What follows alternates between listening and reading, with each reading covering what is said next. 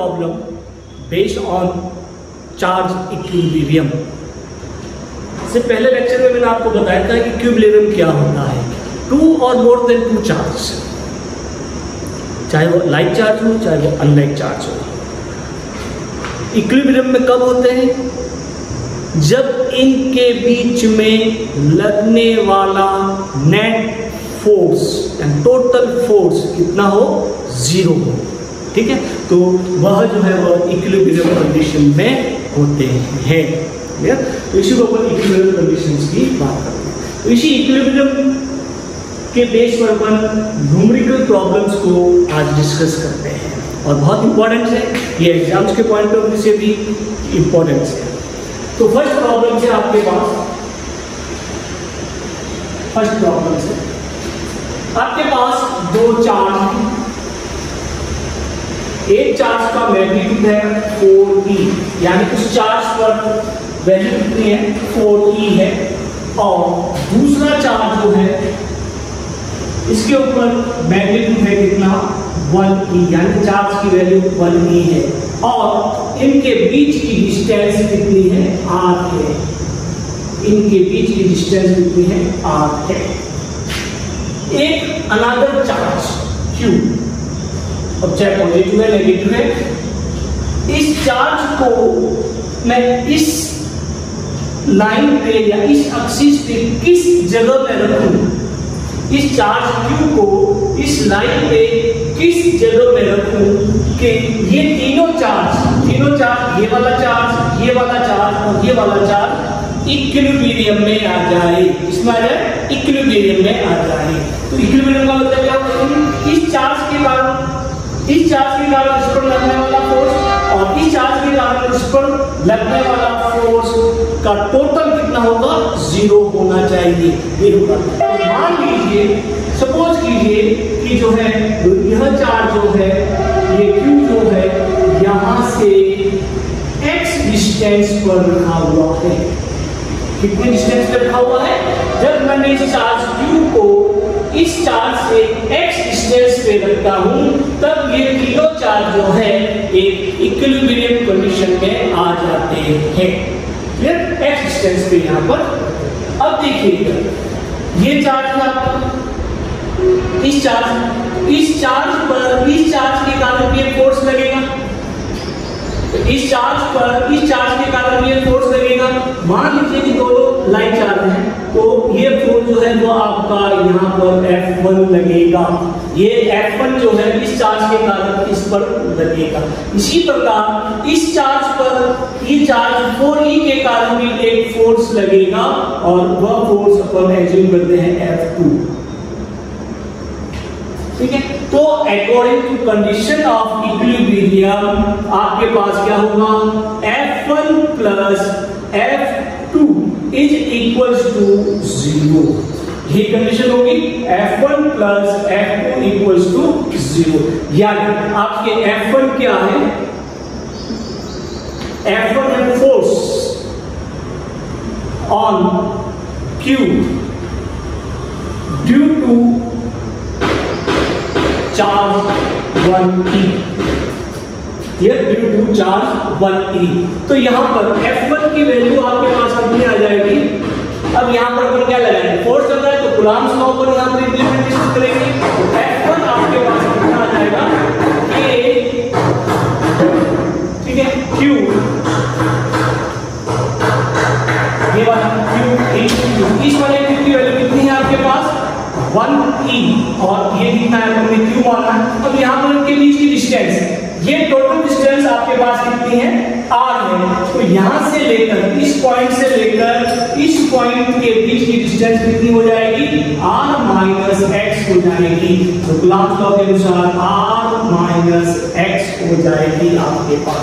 ये आपके पास जो है वो F1 होगा। इसी तरीके से आपके पास F2 अगर अपन कैलकुलेट करें तो वो होगा force on Q due to charge 4e। ये होगा ड्यू टू चार्ज 4e। तो यहाँ पर भी आपको जो है कूलम्ब्स लॉ को इम्प्लीमेंटेशन करेंगे तो F2 इक्वल्स टू K, ठीक है, 4e3। डिस्टेंस कितनी है यहाँ से लेकर यहाँ तक की डिस्टेंस कितनी है आपके पास x² है। क्लियर, यहाँ से लेकर यहाँ तक की डिस्टेंस कितनी है आपके पास x² है। तो आप इस इक्वेशन से F1 equals to minus F2 हो जाएगा।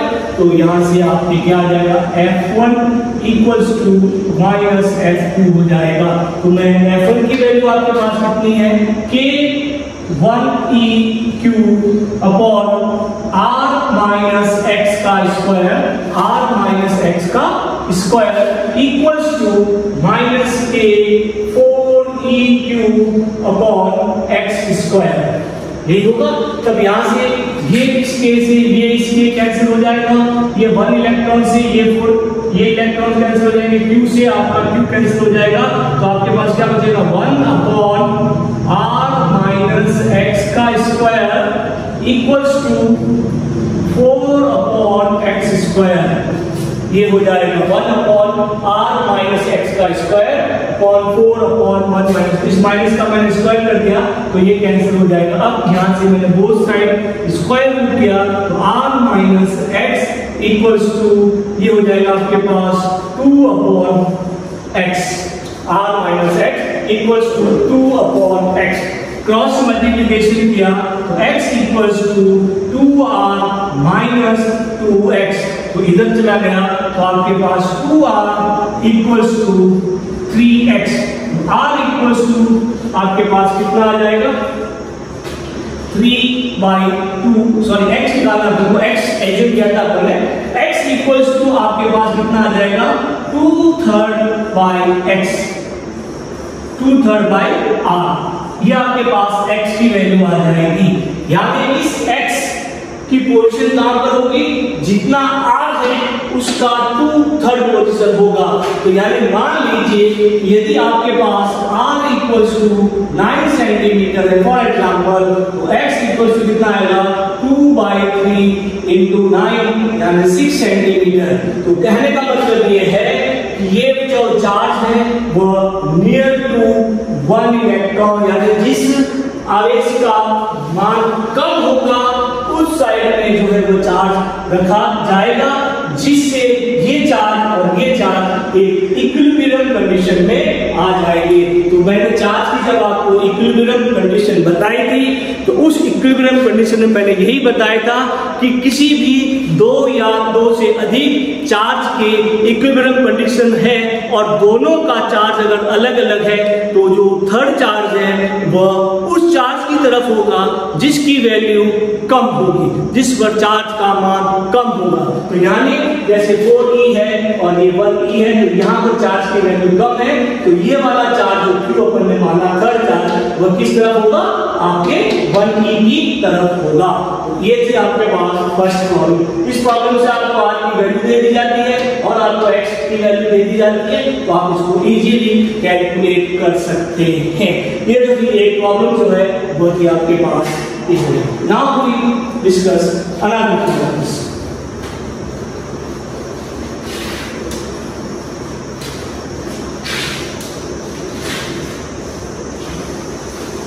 सेकंड प्रॉब्लम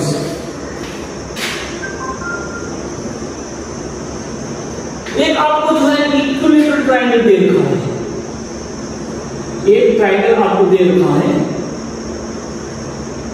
इक्विलेटरल ट्रायंगल आपको दे रखा है। ये ट्रायंगल है ए, ये बी और ये सी। इक्विलेटरल ट्रायंगल है, ऑल साइड्स आर इक्वल, इसकी साइड ए है, इसकी साइड ए है। इस ट्रायंगल के सभी कॉर्नर पर इक्वल आवेश है। यहाँ पर भी चार्ज कैसा है, Q है, यहाँ पर भी चार्ज कैसा है, Q है, और यहाँ पर भी चार्ज कैसा है, Q है। तो इस पॉइंट B पर पॉइंट A के कारण और पॉइंट C के कारण टोटल नेट चार्ज कितना होगा, ये अपन को कैलकुलेट करना है। कैलकुलेट क्या करना है, calculate net force at point B due to point A and C. ये अपनी एक प्रॉब्लम क्या है? इक्विलेटरल ट्रायंगल आपको दे रखा है, उस इक्विलेटरल ट्रायंगल के चारों वर्टेक्स, तीनों वर्टेक्स पर जो है इक्वल चार्ज आपको दे रखा है, ये Q और ये Q है। तो इस चार्ज इस B पर इस A और C के कारण टोटल कितना नेट फोर्स लगेगा, और नेट फोर्स के साथ साथ आपको टोटल इलेक्ट्रिक फील्ड भी कैलकुलेट करने को कहा जा सकता है। दोनों का कॉन्सेप्ट सेम है, फॉर्मूला चेंज होगा। तो पहले अपन जो है वो नेट फोर्स को कंसीडर करते हैं। अब यहां पर आप समझिए, ये दोनों लाइन चार्ज चाहे पॉजिटिव हो या नेगेटिव हो, तो इस C के कारण इस B चार्ज पर एक फोर्स एप्लीकेबल होगा। दोनों लाइन चार्ज है, तो फोर्स का डायरेक्शन यहाँ पर ये होगा, यानी F1 आपके लिए होगा। ठीक है, तो यानी F1 क्या है? Force on charge B due to charge C। Similar इस A के कारण इस B पर भी एक चार्ज लगेगा। ये वाला चार्ज आपका इस डायरेक्शन में होगा, A के कारण इस B पर भी आपके एक चार्ज लगेगा। ये वाला चार्ज है आपका इस डायरेक्शन में होगा। इसको अपन मान लेते हैं कितना? F2। इसको अपन कितना मान लेते हैं? F2। तो F2 क्या है? Force on charge C due to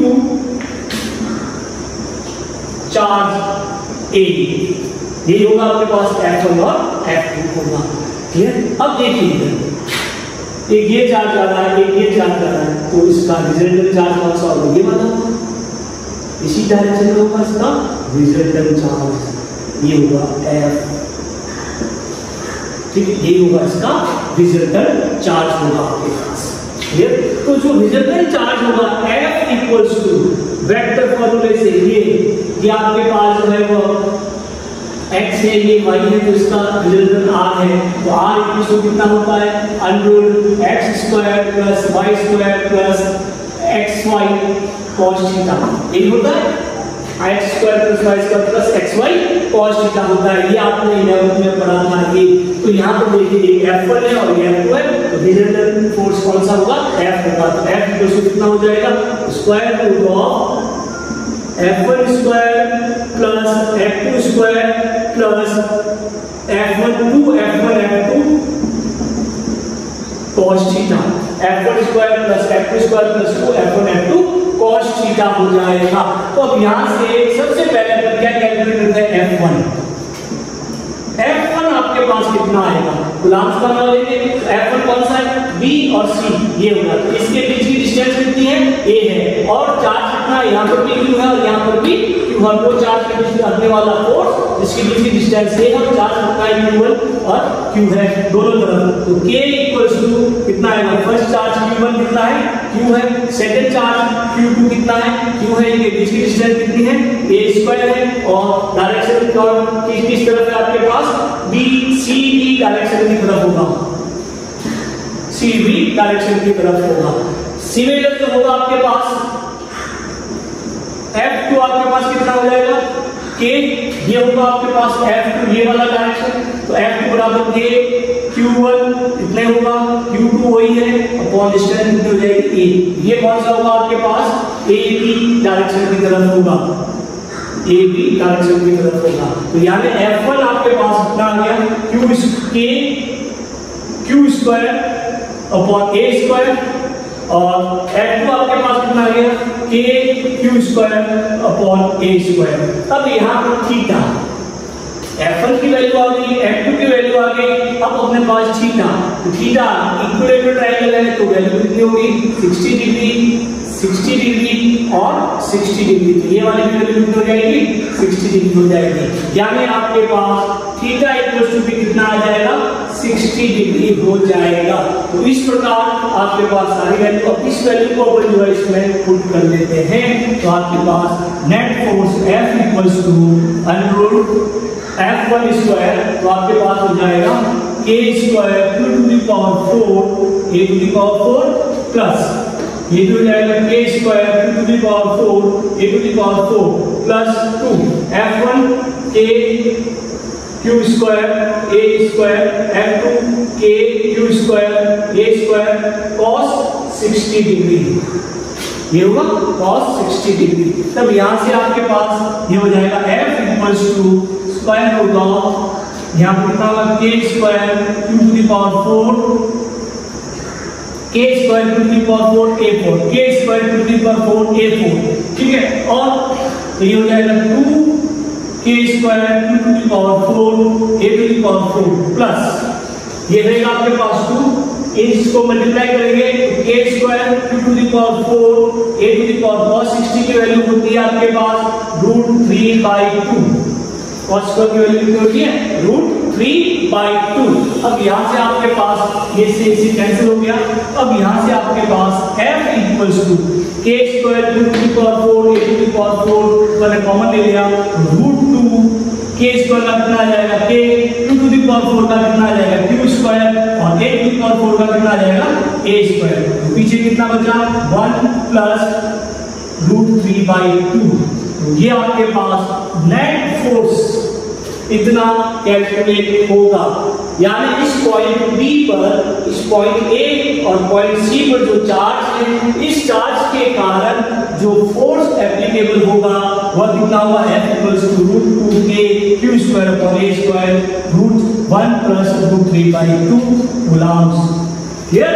और इसका जो डायरेक्शन होगा वह डायरेक्शन जो है इस तरफ होगा, रिजल्टेंट डायरेक्शन होगा, रिजल्टेंट डायरेक्शन होगा।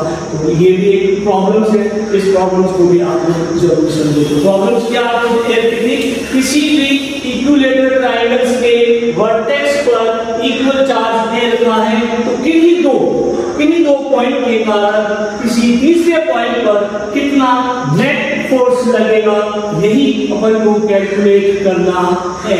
अब इस नेट फोर्स की जगह आपको जो इलेक्ट्रिक फील्ड भी दे दिया जा सकता है। Calculate the net electric field, calculate the net electric field भी यहाँ आपको दे दिया जाता है। तो कॉन्सेप्ट वही रहेगा, इसके कारण जो इलेक्ट्रिक फील्ड होगा आपका E1, इसके कारण इलेक्ट्रिक फील्ड होगा आपका E2 और जो रिजल्टेंट होगा वो E होगा और फॉर्मूला यही रहेगा। बस यहाँ F1 की जगह क्या आ जाएगा K Q upon A square. F1 की जगह यहाँ पर E1 हो जाएगा और यहाँ पर E2 हो जाएगा और K Q upon L square. E2 की वैल्यू हो जाएगी K Q upon A square. बाकी का प्रोसेस सेम रहेगा। तो ये ध्यान देना कि नेट फोर्स निकालना है या इलेक्ट्रिक फील्ड निकालना है, इन दोनों में आप कंफ्यूज नहीं होना। इलेक्ट्रिक फील्ड का फॉर्मूला होता है K equals to E equals to K Q upon R square होता है, जबकि आपके नेट फोर्स का जो फॉर्मूला होता है F equals to K Q1 Q2 upon R square होता है। तो इस चीज को आप ध्यान में रखना। एक और प्रॉब्लम है अपन यहाँ पर डिस्कस करते हैं। Now let's consider third problems. अब थर्ड प्रॉब्लम्स में क्या है आपके पास कि एक स्क्वायर आपको दे रखा है,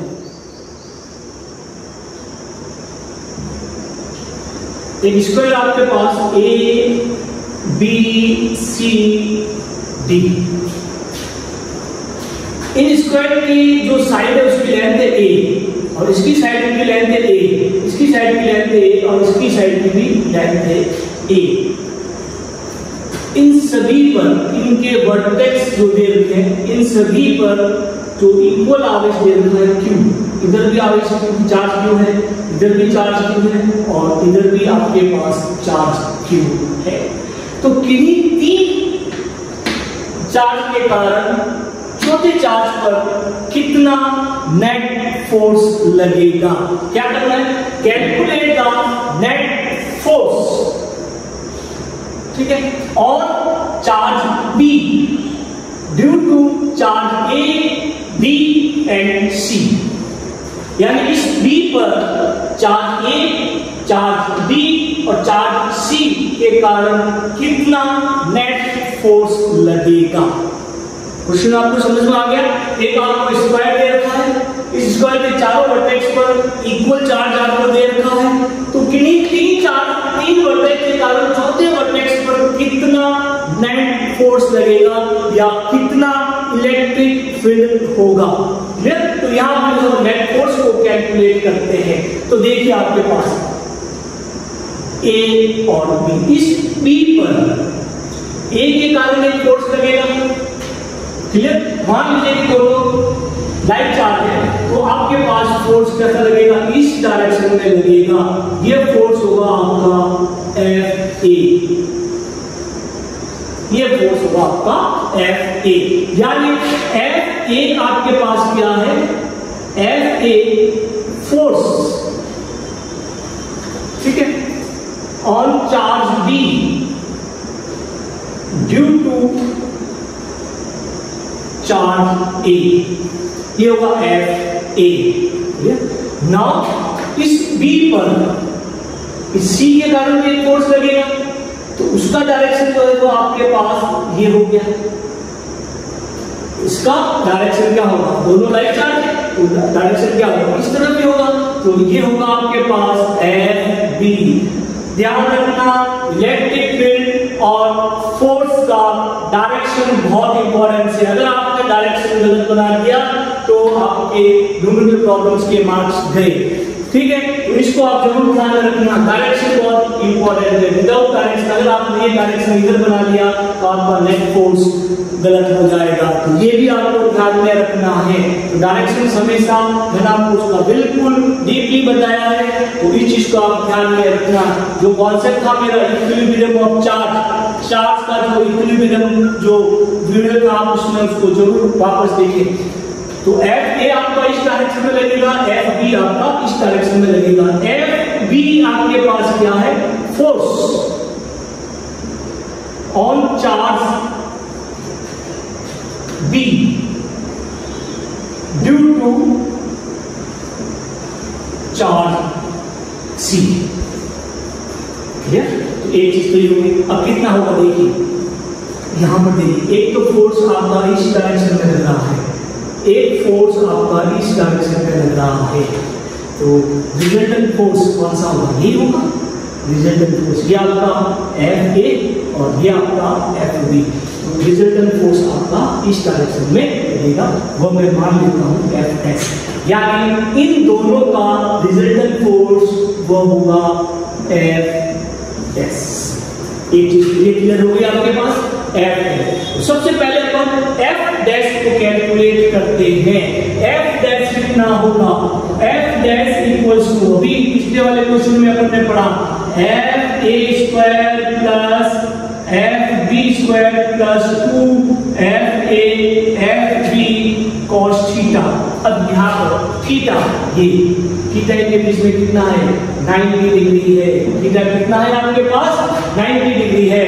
तो आपके पास F dash equals to under F A square plus F B square plus 2 F A F B cos 90। कितना होता है कॉस 90, 0 होता है। तो ये टर्म्स आपकी कितनी हो जाएगी, 0 हो जाएगी।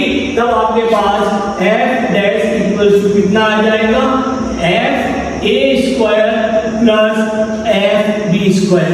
क्लियर हो गया। अब अपने पास एफ ए वही गुलाम्स के नियम से, एफ ए आपके पास कितना आ जाएगा, गुलाम्स के नियम से के Q1 Q2 upon are square. Distance कितनी है, ए, Q1 कितना है, Q1 Q2 कितना है, Q1 भी Q हो गया, ये भी Q हो गया, ठीक। तो यहाँ पर एफ ए आ गया के Q square upon A square, ये तो हो गया एफ ए।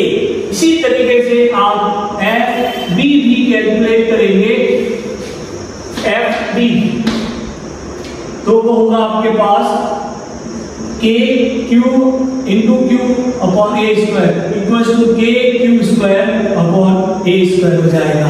इन दोनों की वैल्यू को इसमें पुट करता हूं, तब आपके पास क्या आ जाएगा, एफ डैश आ जाएगा, वह होगा under K square Q to the power 4 upon A to the power 4 plus K square Q to the power 4 upon A to the power 4 equals to square root. यहां पर हो जाएगा आपके पास 2 टाइम्स हो जाएगा आपके पास, तो ये हो जाएगा √2 और ये हो जाएगा के Q square upon A square. ये इसका एफ डैश आ जाएगा। ये तो हुआ इन दोनों सी और ए चार्ज के कारण इस पर कितना फोर्स लगता है। और तीसरा चार्ज आपके पास कौन सा है, डी।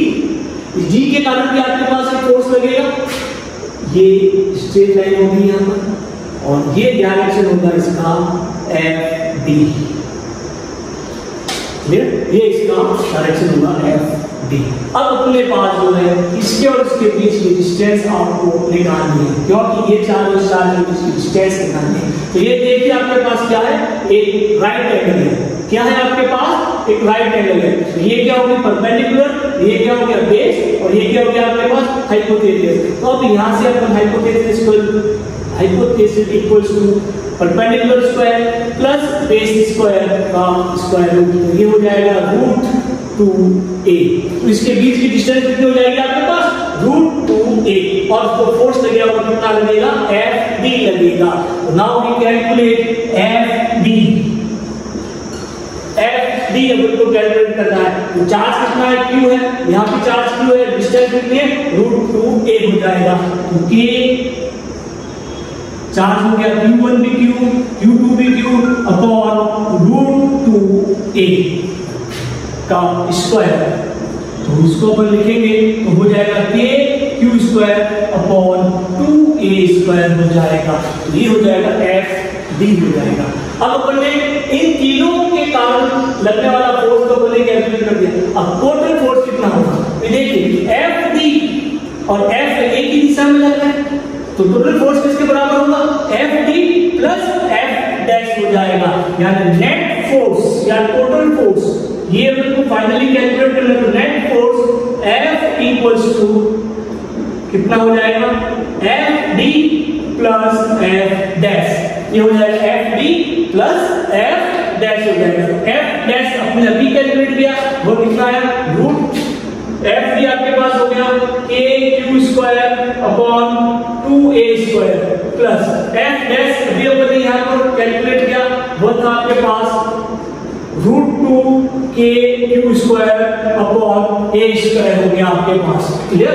तब यहाँ पर हो जाएगा एफ नेट इक्वल्स टू आपके पास K Q square upon a square common आ गया, तो ये हो गया 1/2 plus root 2। Clear, 1/2 plus root 2। तो ये कितना नेट फोर्स इस चार्ज B पर चार्ज A, चार्ज B और चार्ज C के कारण लगेगा। तो आइए आपको बात समझ में। तो आपको जो है क्या करना है, सबसे पहले A के कारण A के रिस्पेक्ट में B पर कितना फोर्स लग रहा है और C के रिस्पेक्ट में A पर कितना फोर्स लग रहा है, ये दोनों को अपन ने कैलकुलेट किया F और FP, और इसका नेट फोर्स कितना था F डैश। ये अपन ने इस फॉर्मूले से कैलकुलेट किया और अपने पास जो है वो F डैश की वैल्यू आ गई आपके पास, ये F डैश। फिर अपन ने कहा इस G के कारण पर फोर्स लगेगा, तो पहले मैंने जो है इस डायगोनल की लेंथ आपको निकाली बाय यूजिंग जो है वो पाइथागोरस थ्योरम। तो आपके पास डायगोनल की लेंथ किससे आ गई, रूट 2a आ गई।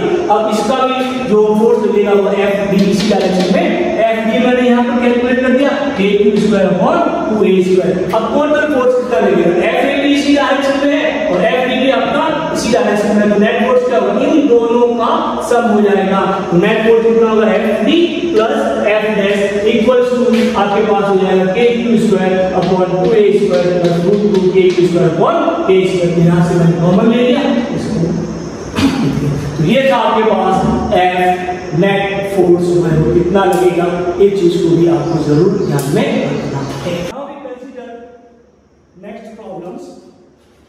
अभी तक अपन ने जो प्रॉब्लम्स देखी थी, उन प्रॉब्लम्स में जो चार्ज था किसी भी पॉइंट पर वो इक्वल था। चार्ज कैसा था, किसी भी पॉइंट पर इक्वल था, ठीक है, सभी जगह Q प्लस Q था या माइनस Q था।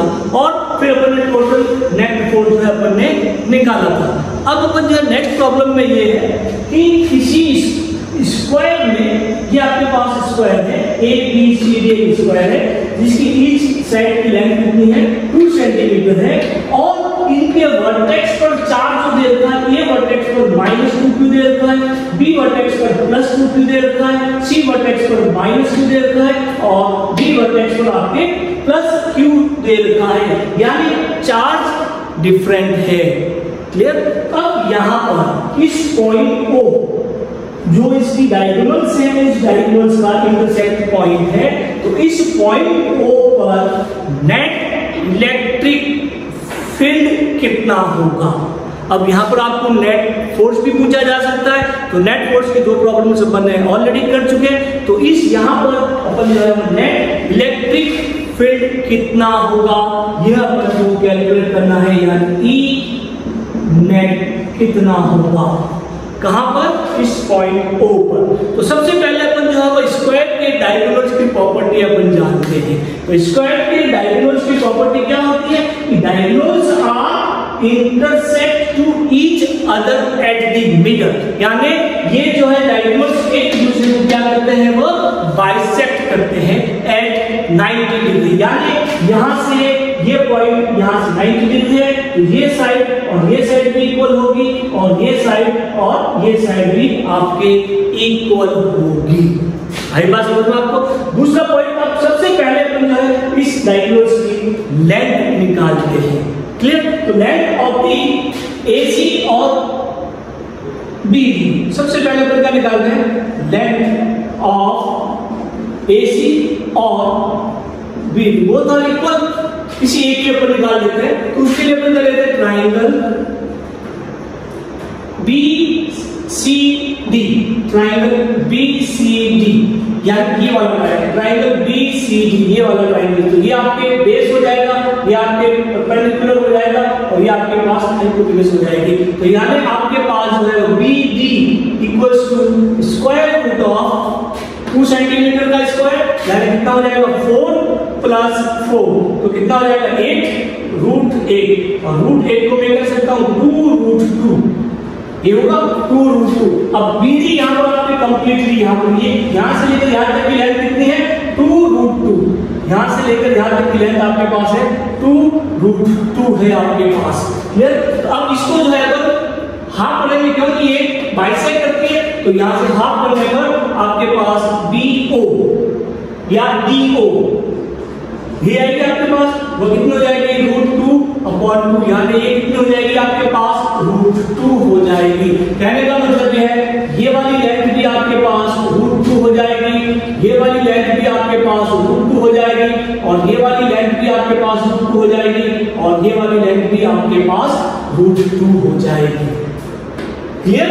अब अपन जो है क्या निकालना है, इलेक्ट्रिक फील्ड निकालना है। तो इस पॉइंट O पर इस चार्ज -2 के कारण भी इलेक्ट्रिक फील्ड लगेगा, +2 के कारण भी इलेक्ट्रिक फील्ड लगेगा, -2 चार्ज के कारण भी O पर इलेक्ट्रिक फील्ड लगेगा, और +2 के कारण भी O पर क्या लगेगा, इलेक्ट्रिक फील्ड लगेगा। तो सबसे पहले मैं यहां पे कैलकुलेट करता हूं EA, इलेक्ट्रिक फील्ड EA यानी -2Q के कारण पॉइंट O पर लगने वाला इलेक्ट्रिक फील्ड। ठीक है, electric field at point O due to charge -2Q, due to charge -2। अब यहां पे देखिए -2 है, तो इसका डायरेक्शन कौन सा होगा, ये वाला ही होगा। माइनस चार्ज में इलेक्ट्रिक फील्ड कहां पर होगा, उसके अंदर अपनी ओर होता है, तो मैंने यहां पर -2Q यहां पर रख दिया। अब यहां पर EA कितना आ जाएगा, K चार्ज कितना हो गया 2Q/r², r² कितना हो गया, √2 का स्क्वायर, यानी 2 हो गया आपके पास। ये हो गया आपके पास फर्स्ट, ये हो गया आपके पास फर्स्ट हो गया। क्लियर? तो होगा OA डायरेक्शन में, अलोंग OA डायरेक्शन में। तो ये अब देखिए इंपॉर्टेंट है, अलोंग OA डायरेक्शन में होगा आपके पास। सिमिलर जो प्रोसेस है आपके पास, देखिए आप EB अपन निकालते हैं, सेम प्रोसेस में अपन क्या निकालते हैं, EB यहां पर अपन निकालते हैं। तो EB ये रहा आपके पास, EB क्या है, electric field at point O due to charge +2Q, electric field at point O due to charge plus 2q। Electric field at point O due to charge plus 2q, तो वहां आपके पास EB कितना हो जाएगा, वही k बराबर 4 जो मैं k लिख रहा हूं plus 2q upon r square है 2। अब इसके लिए इंपॉर्टेंट इसका डायरेक्शन होता है, तो देखिए आप जो है पॉजिटिव चार्ज है यहाँ, तो पॉजिटिव चार्ज के कारण वैल्यू डायरेक्शन क्या होगा, ये होगा BO डायरेक्शन में होगा आपके पास, ठीक है, अलोंग टू BO होगा, ये होगा आपके पास EB हो जाएगा। फर्स्ट अपन ने EA कैलकुलेट कर दिया, EB अपन ने कैलकुलेट कर दिया, अब अपन जो है थर्ड अपन कैलकुलेट करते हैं EC। EC क्या है, electric field at O due to charge minus Q। ये अपन करेंगे तो अपन क्या लिखेंगे यहां पर, electric field at O due to charge minus Q। तब यहां से आपके पास EC equals to K Q upon √2 का स्क्वायर। अब डायरेक्शन ये कौन सा है, माइनस चार्ज, तो इसका डायरेक्शन कैसा होगा, इस डायरेक्शन में होगा, इसका इस डायरेक्शन में हो जाएगा, माइनस Q है तो इलेक्ट्रिक फील्ड का direction along OC, along OC हो जाएगा आपके पास। नाउ वी कंसीडर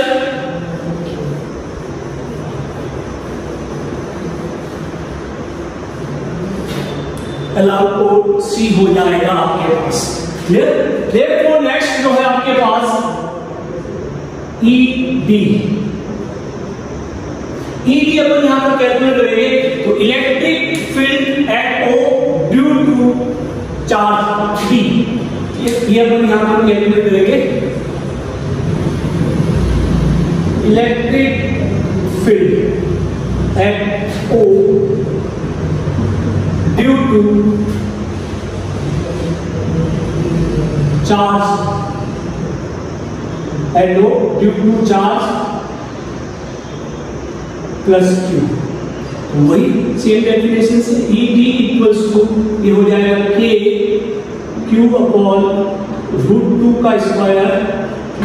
अब इसका डायरेक्शन ये कैसा है, पॉजिटिव चार्ज है, कैसा है, पॉजिटिव चार्ज है, तो वह जो है वो इस डायरेक्शन में हो जाएगा आपका, वह जो है इस डायरेक्शन में हो जाएगा, तो दोनों का डायरेक्शन, इधर भी डायरेक्शन अपोजिट है, इधर भी डायरेक्शन अपोजिट होगा आपके पास। तब यहां से आपके पास कितना आ जाएगा, ये हो जाएगा आपके पास BO डायरेक्शन में, अलोंग BO डायरेक्शन। अब देखिए इधर इस पर इलेक्ट्रिक फील्ड कितना है, EA, इस पर इलेक्ट्रिक फील्ड कितना है, EB, इस पर इलेक्ट्रिक फील्ड कितना है आपके EC, और इस पर इलेक्ट्रिक फील्ड कितना है आपका ED होता है। तो इस डायगोनल्स पर यहां पर EA और EC के कारण नेट इलेक्ट्रिक फील्ड कितना होगा, और ED और EC के कारण नेट इलेक्ट्रिक फील्ड कितना होता है, तो मैं यहां पर लिख सकता हूं कि E1 आपके पास कितना आ जाएगा, EA माइनस EC, ये होगा EA माइनस EC, दोनों अपोजिट है, तो EA माइनस EC हो जाएगा। तब यहां पर आप देखिए EA आपके पास कितना है, E आपके पास हो गया K 2Q अपॉन √2 का स्क्वायर माइनस EC आपके पास कौन सा होगा, ये रहा, EC आपके पास कितना है, KQ अपॉन √2 का स्क्वायर, KQ अपॉन √2 का स्क्वायर, क्लियर, KQ अपॉन √2 का स्क्वायर। तब यहां से अपन सॉल्व करेंगे, ये तो हो जाएगा KQ माइनस KQ अपॉन 2, तो कितना आ जाएगा, E1 आपके पास कितना आ जाएगा, 1/2 KQ, ये होगा 1/2 KQ हो जाएगा, ये तो E1 इसके और इसके। इसी तरीके से आप अपन क्या कैलकुलेट करेंगे, आपके E2 सेम प्रोसेस में अपन क्या एक्टिवेट करेंगे E2 कितना होगा आपके पास, देखिए दोनों का डायरेक्शन अपोजिट है, तो EB माइनस ED, तो ये हो जाएगा EB माइनस ED, ये अपन यहां पर लिख सकते हैं EB माइनस ED। तो EB की वैल्यू कितनी आ गई आपके पास, K2Q अपॉन रूट 2 का square minus K2Q upon root 2 का स्क्वायर माइनस ED आपके पास कितना आ गया, KQ अपॉन रूट 2 का स्क्वायर। ये हो गया आपके पास एक। अब अपन इसको सिंपलीफाई करेंगे तो आपके पास कितना आएगा, KQ माइनस KQ बाई 2, तो ये कितना आएगा 1/2 KQ। क्लियर। अब यहां से नेट इलेक्ट्रिक फील्ड ओवर कितना होगा, net electric field at O, तो वो कितना होगा, E इक्वल्स टू कितना होगा, E1 प्लस E2।